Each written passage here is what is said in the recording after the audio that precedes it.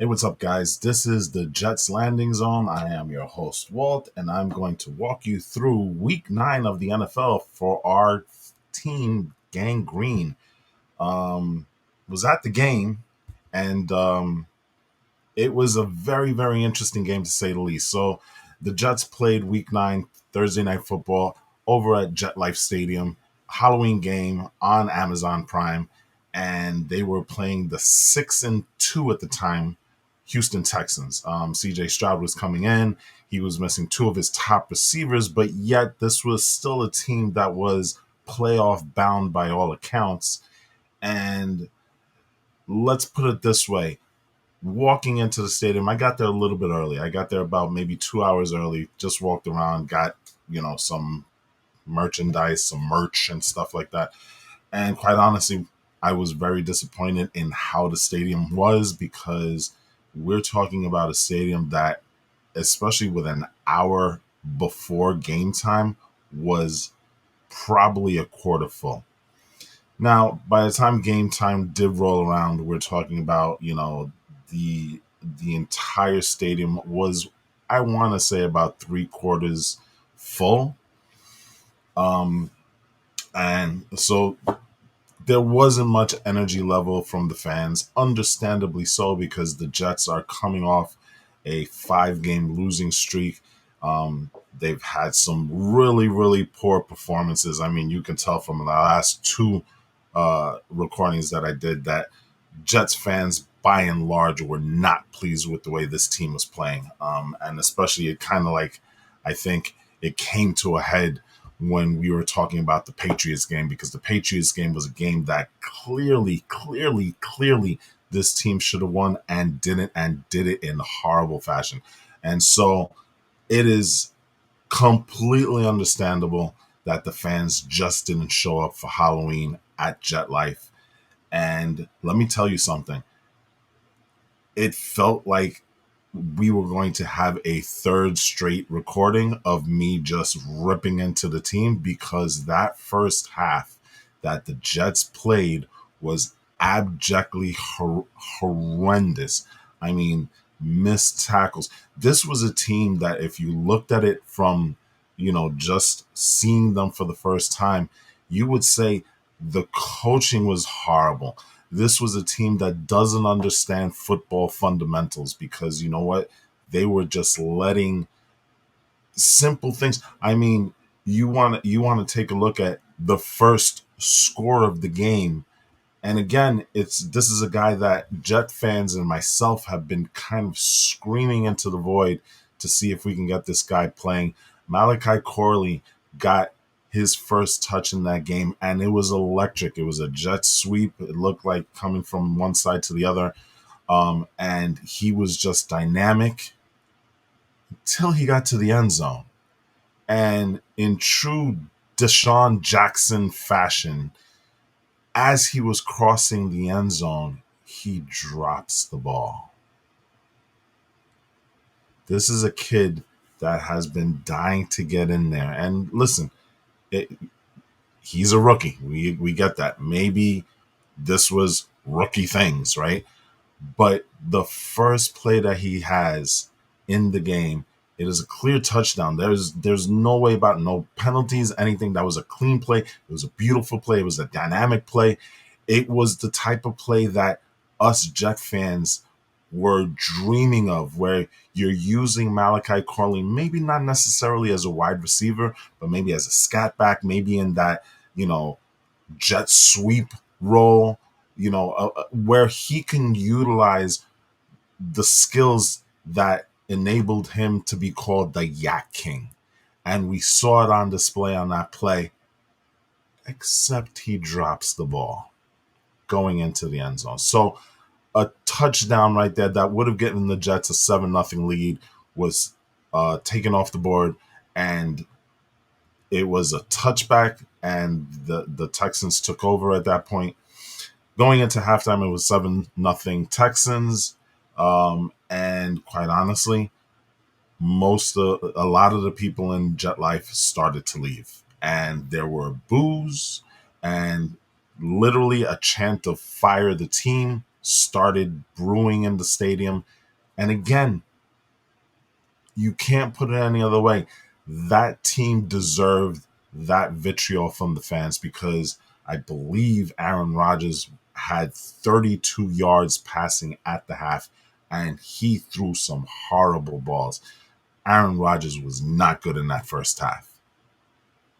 But then the second half came, and it was just a complete turnaround. Like I said on, our Instagram feed and our X feed, right after the game, this was the tale of two teams, because that team that came out in the first half was not like the team that came out in the second half, because that second half team, they scored three straight possessions, three touchdowns. Some of Garrett Wilson was putting in the work. He stood on business, and whatever was said in halftime in that locker room by those players, it really took, because they came out a different team, a team that was focused, a team. And listen, Aaron Rodgers actually scrambled. He looked mobile for the first time in how many weeks? I don't know if it was, that concoction of the cayenne pepper and water that he got from Thomas Morstead. Famously, he was saying that he had found the fountain of youth here. But he looked like a different player. The passes were accurate, were crisp, unlike the first half where he was missing people by huge amounts. I mean, there was a guy in the crowd, he said, this might not be Darnold seeing ghosts. This is Aaron Rodgers throwing to ghosts. That's how bad that was, because there was some balls where he completely missed. Again, second half, totally different. And we got probably the catch of the year. And I got to show this, because this was just an incredible catch by Garrett Wilson. And I got to tell you, this kid, he's a superstar. And so here's the thing. And we're watching this thing. Now I'm watching it live because I was in the 200 section, 231 to be exact and stuff. So, people thought that it was a touchdown initially. And then when we started seeing the replays, it was like, oh, this is a George Pickens situation all over again where, he double tapped with his foot. I got to be honest, I had no idea that the shin is a thing, because the refs took their time, and credit to them, because I guess they really, really wanted to get it right. Either that or Woody was paying them on the side, but they took their time to really, really check out this replay just to make sure that they got it right. And boy, did they ever, because like I said, I think everybody in, even there were even some NFL players that said they had no idea that the shin counts just like a knee. It's a body part that, once it's down, that's down. But I got to tell you, that was an amazing catch. And, I am not going to be pessimistic here. I'm not trying to be that guy. But we hear of teams in the past where, a certain thing happens, a play happens that sparks them onto a run and stuff like that. And, who knows? This could be that play that sparks the Jets on a long winning streak here. Again, I don't happen to think so, because I think the Jets have kind of buried themselves into a deep enough hole that it makes it really, really tough. And again, we've only seen flashes of how well this team can play. We still haven't seen a complete game. The best example of a complete game was the last Thursday night game that they had against the Patriots. We haven't seen anything since. Think about that. Since that Patriot game, they lost every single game after that until this Thursday night game again. So they've gone 5 games where they couldn't get it together. Can they? Of course they can. There's nothing that suggests that they can't. They have the talent to do it. But let's take a look at the defense, and this is the but that I'm putting in there. The defense played relatively well. I mean, if you hold CJ Stroud to 191 yards, I think he only had 11. Did he? Yeah, he only had 11 completions on the night. That's a pretty good. That's a pretty good performance there by the defense. However, and I know you guys are going to be like, "Well, come on, try and give us some joy here." The thing that bothers me the most, and again, I'm not trying to harp on the negative stuff, but I gotta look at this objectively if I'm going to kind of keep my mind sane. This defense played relatively well. They again, they held CJ Stroud to only 11 completions. Granted, he was missing his top two targets due to injury, right? Nico Collins and Stephon Diggs. But if we still hold CJ Stroud to 11 completions, you got to count that as a win. Joe Mixon did run on them, 24 carries for 106 yards. But the most distressing thing for me, watching them being at the stadium and stuff like that, is again the continued lack of edge containment by this team. Time and time again, you saw CJ Stroud in the pocket, and then, the pressure was there. Again, the pressure was there. They sacked him 8 times, but the times that they didn't get him, he rolled out a lot to his right, sometimes to his left, but a lot of, from what I remember, and again, trying to remember everything, um, these rollouts to the right, and there was literally nobody there. And he went on some long runs, especially in that fourth quarter. I think the last drive, um, he was untouched. And if you looked at the field, there was nobody around him for at least a good 15, 20 yards. You know what I'm saying? This team has to find a way to be disciplined in keeping and holding that edge. Now, again, Hassan Reddick did some work. He got his first sack in this game. I believe he had 8 pressures. Will McDonald didn't get a sack, but he was a beast today. Quinnen Williams, again, a beast in on the interior. But these guys have to figure out a way to keep the discipline, to keep those edges set, because you know what? Too many times you're seeing quarterbacks go around and go for huge gains. And you know what? CJ Stroud is a mobile quarterback, but that's where these quarterbacks are in the NFL right now. They're mobile quarterbacks. They can extend plays with their legs, and that puts pressure on your linebackers, and specifically that puts pressure on your cornerbacks. Sauce Gardner did not have a good game today. I don't know what's up with Sauce this season. And listen, I think a lot of it also has to do with the fact that, we're placing so much expectation on him. He is a third-year player, but the thing about it is that he set the expectation so high because his first 2 years were all pro years. Maybe it's unrealistic for us to look at him and say, you're going to do it again for the third time. But, the fact of the matter is that he has not had a good season. He's been plagued with injuries. Again, he had to come out of the game, I believe, twice because he was nicked up.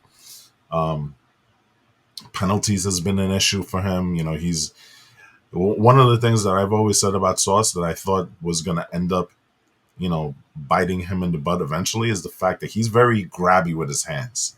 You know what I'm saying? This particular season, it looks like they're calling it.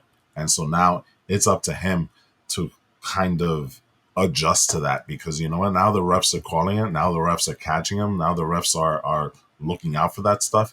It is up to Sauce Gardner now to adjust to that. And I'm pretty sure he will. But it's a little distressing, the fact that, he hasn't been the player that we expect. Sherwood, Jamie and Sherwood was all over the place today. It kind of makes me sad a little bit, because I got to be honest, CJ Mosley is probably my favorite player on the team. And to see that, Sherwood is kind of replacing him is sad on one part. But you know what? Sherwood is younger. He's energetic.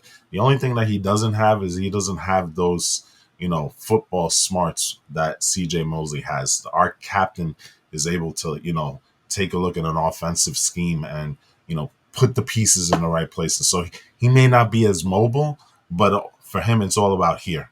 You know, he knows what he's doing. He knows where he's got to put these chess pieces. Hopefully, Sherwood has been learning and listening to Mosley, but clearly, it does look like we're seeing the end of CJ Mosley in his career as a Jet. And I got nothing for love but love for him because, like I said, he's our captain and he has played in tough times. He has played well, and he's the elder statesman, you know, and he's an incredible player. So it's in a way it's sad for me to see this happen, but at the same time, you know what? You got to let the younger generation come out there, and thankfully, it looks like we have a good one in Sherwood. Special teams. Riley Patterson made his season debut, and his first kick kind of made you go, right? Because he dinged it off the left upright. Thankfully, it went in, and thankfully, he didn't have any hiccups anymore. But I gotta say, everybody in the stadium, when it doinked off that top part of the upright, kind of worried, man. Kind of worried, especially with all the stuff that's going on with Greg Zuerlein and all the stuff that we've seen in the last couple of weeks. But you know what? Turned out to be a non-issue.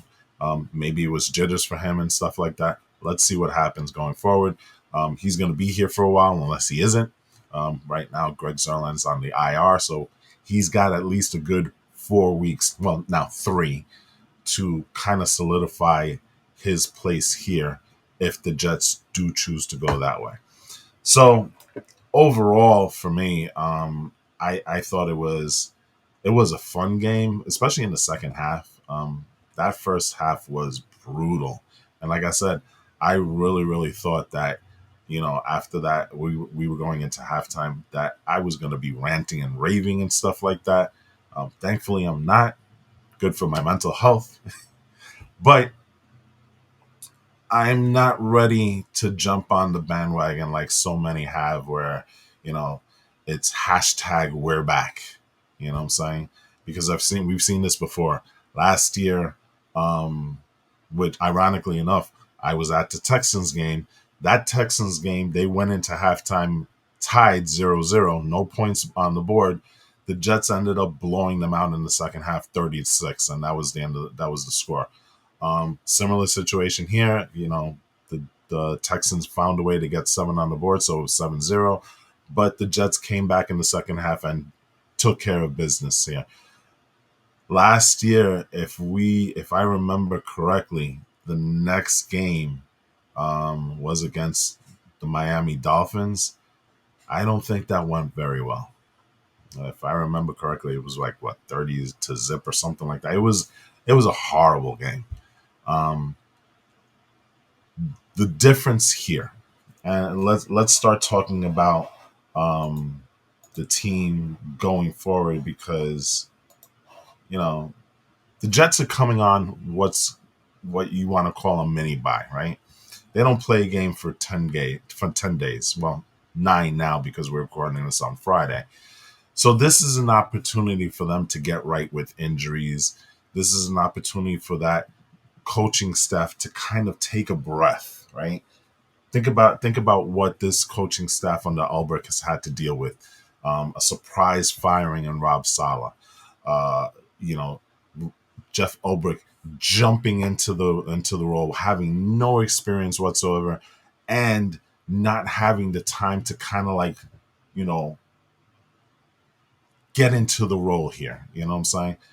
And then on top of that, you had how many games in how many days? You know what I'm saying? Again, it seems like the NFL gods wanted to bless us with, hey, you did 3 games in 9 days here. Let's do another 3 games in 11 days here. This is an opportunity now for this Jets team to kind of take a breath,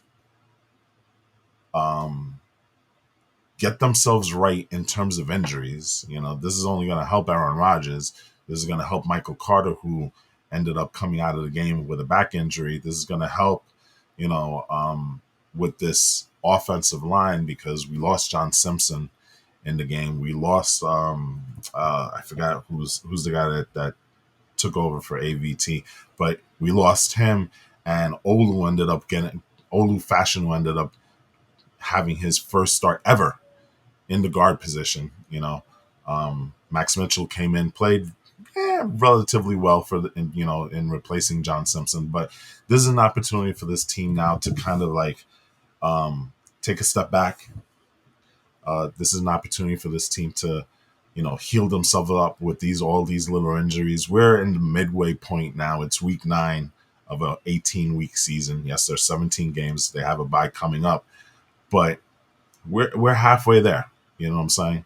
So I am hoping that this Jets team takes this opportunity, these 9 days now until the next game against Arizona, to kind of like get right mentally, get right with their game plan, get right physically.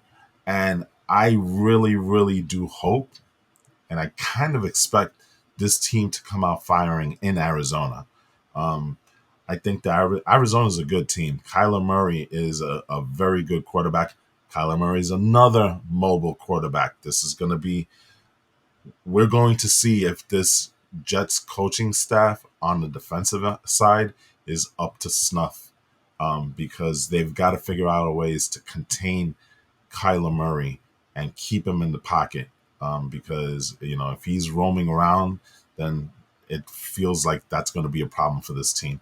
But this is a team that I think the Jets can beat. I'm not ready to jump on the bandwagon yet and say, you know what, we're back and we're making the playoffs. But I think this is a good step. This Houston Texans win, this is a good step. They needed to get the monkey off their back. And, to kind of like mimic what Aaron Rodgers is saying, maybe this team was pressing. And now that you have the win out of the way under Jeff Ulbrich, now this team can focus on just going out there and playing. That's literally all they have to do. Go and play your game. And if they do that, that talent that they have, hopefully, will help them rise to the top. And you know what? I really do believe that at least with the Cardinal game, they're going to come out strong. And I think that they're going to win that game, honestly. I think you're looking probably at a 31-21 victory there in Arizona. And I think this gets the Jets a little bit closer to 500. 500 right now is the goal. Once you get there, then you keep stacking wins, and then you see what happens at the end of the year. So, on that note, I want to say thank you for watching. We'll be back next week with a recap of Arizona. And, if any news drops in between then, obviously we'll jump on and, put that out there for you guys. So remember, just rate, view, subscribe to the show. Doesn't take you a lot, but it goes a long way to helping us out. And until next time, go Jets.